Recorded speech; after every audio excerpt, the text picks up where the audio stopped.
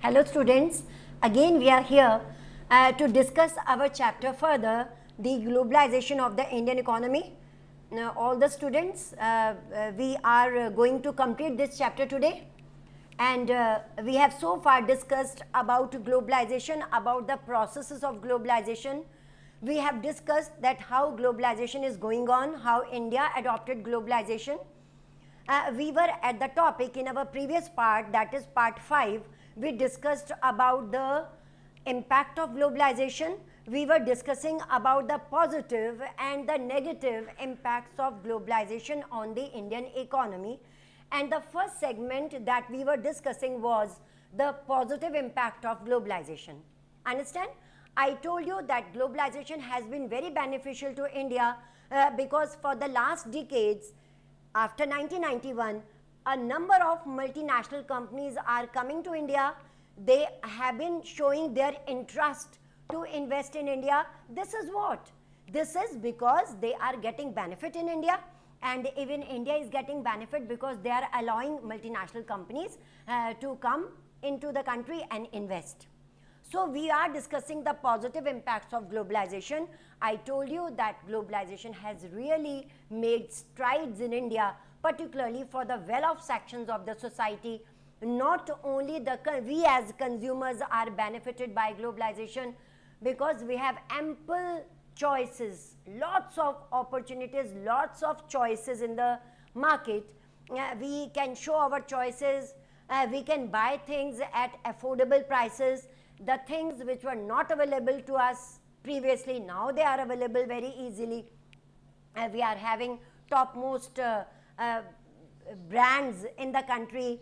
We have shopping malls and whatnot.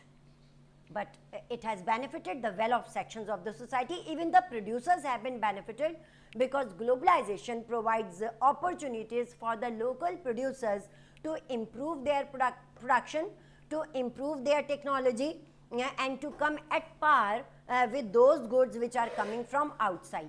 Means our goods, the goods which are made in India by the domestic producers, they should stand in the international market. Means they should attract the people of the other countries also. So it is a symbol, it is a mark of prestige, prosperity of a country, good impact of globalization. Then globalization has not only provided opportunity to our youngsters to get lots of jobs, particularly in IT, that is information technology, and many other establishments, many MNCs have come to India and jobs have been created for the people.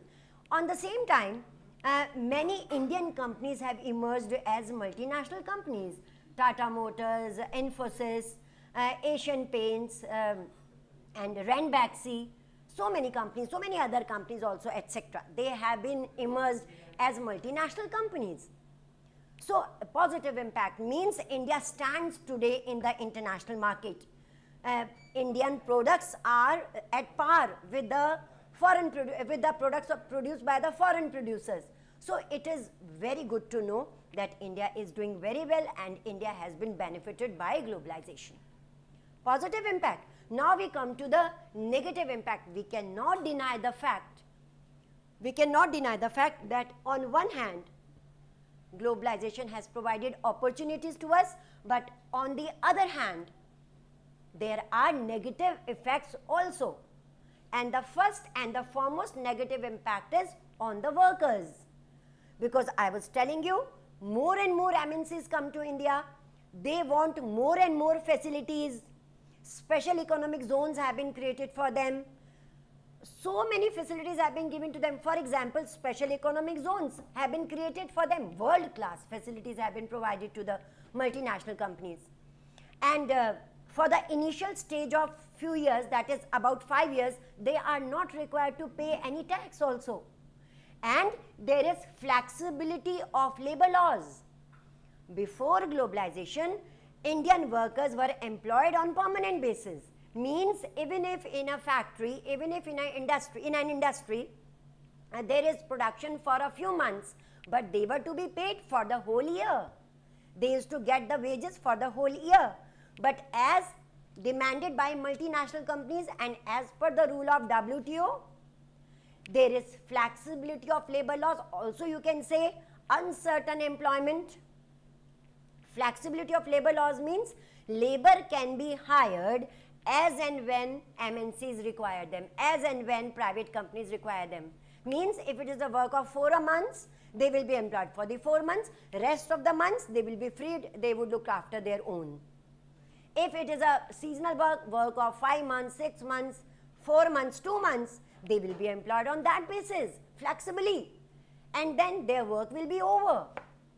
So that has created lots of problem for the workers. So no denying the fact that workers are not benefited by globalization, they are still hand to mouth. Is it clear? Then also, apart from the flexibility of labor laws, there is uncertain employment.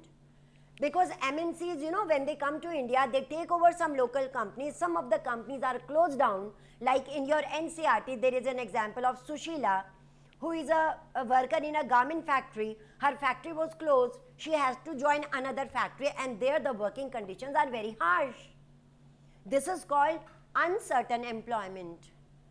People are forced to work in those conditions which are very, very miserable for them, which are not suitable for them. Moreover, there is one more separate question in this topic, that is, what about small producers? Small producers either compete or perish. Small producers either compete, either they compete with the foreign goods, which is very difficult, which needs lots of resources, lots of money. Either compete or perish or go down. A very good example is given in your NCERT, Ravi producing capacitors. Very good example you can take from NCERT, from the same chapter. Ravi producing capacitors. Capacitors are the tools that are used for tube light, for television making, television sets making companies, etc. Ravi started his plant, started his factory of making capacitors, and all the Indian tube light making companies and television sets making companies, they used to give order to Ravi. He is producing very well. Gradually he extended his business. Previously it was 7 workers. Now they have Ravi, the producers like Ravi have more than that, and their work is very good. But Ravi had never thought of that MNC would come after some time and it would take over his business. After some time, capacitors making MNC entered in India. Their capacities were better. Their capacitors were better, as well as their prices were also low as compared to Ravi. So what happened? All the companies which were television making and tube light making companies, which were giving order to Ravi to send them, to supply them capacitors, stopped giving order to Ravi. And they started giving order to the they started taking capacitors from the multinational companies, because they were affordable price, because their quality was good. Ravi is still struggling hard. Previously there were so many workers, now about 7 or less than 7 workers are working under him. Many of his clients have shifted over to other multinationals. And many other friends of Ravi who had started the same business, they have closed down their industries, because either compete or perish. For competition, they needed resources and money. And moreover, for competition, they need lots of hard work. Or either compete or perish. So like this, the small producers, they suffer under globalization. So small producers are hard hit by globalization. So in all, we can say, although globalization is a reality today, we cannot deny the fact that globalization is a part of our life. No country can survive alone. We have to depend on the other. But at the same time, if it has positive impacts, very well knit together, positive impacts of globalization. But at the other hand, miserable condition of the workers. On the other hand, small producers are in hot waters. What to do and what not to do. So these are both the positive and the negative impacts. Anyhow, to conclude the topic, you will say that globalization is a reality, and the next topic which is coming for you is struggle for a fairer globalization. Struggle for, because we have no choice. Because we cannot say no to globalization. So the solution to the problem is, to the negative effects of globalization is struggle for a fairer globalization. A struggle, an effort so that globalization would be made more fairer, so that the members of WTO, they do not make laws which are biased, which are partial for the developing countries. Are you recalling something? Yes, our previous lecture, debate on trade practices. Remember that point, that example. So, if these debates are carried on time to time between the governments of the developing countries like India and between the members of WTO, that is mostly there are European countries, then the globalization can be made more fairer. Then the members of the World Trade Organization, they would realize that our biased decision will not go unopposed. Will not go unopposed. It will be opposed by the different categories. So we will discuss this topic. It's a 3 marks topic that explain how globalization can be made more fairer. So the last topic of this chapter is struggle for fair globalization. We have 3 segments. We have 3 areas to discuss.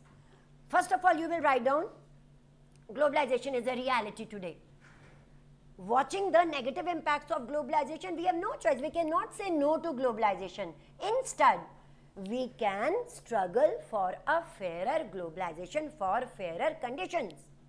3 segments can be discussed in this regard. The first is government's role. Government can play a very important role to make globalization fairer. Like Indian government had a debate with the members of WTO that is this your free and fair globalization that you have asked us to stop giving subsidy to our farmers, and you are giving huge subsidies. A farmer of Australia is watching his fields sitting in a helicopter, or spraying pesticides in the field sitting in a helicopter, and our peasants are dying of hunger and they are poverty stricken. So government can have debate time to time. Then media can play a very important role. Everybody wants to come before media, but for good things, not for wrong things. So the wrong policies of globalization can be brought through media. Media, you know, television, newspaper, today media is very strong. It is everywhere. So globalization would be made fairer if media plays a very important role, bring negative things of globalization of WTO before the people. They would automatically improve, because I told you everybody wants to come in media, but for good things, not for bad things. And finally, the last one is people. People can play a common people can play a very important role. If we see any drawback like Chinese toys in India, if we see any drawback of globalization, we can have picketing, we can have processions, we can have organizations, we can have movements. We are living in a democracy, we have all these rights, so we can struggle for a fair globalization. So that is all. Your chapter is complete today. Tomorrow we will meet with some another syllabus of your social sciences. Thank you very much, and go through all the topics today. Thank you.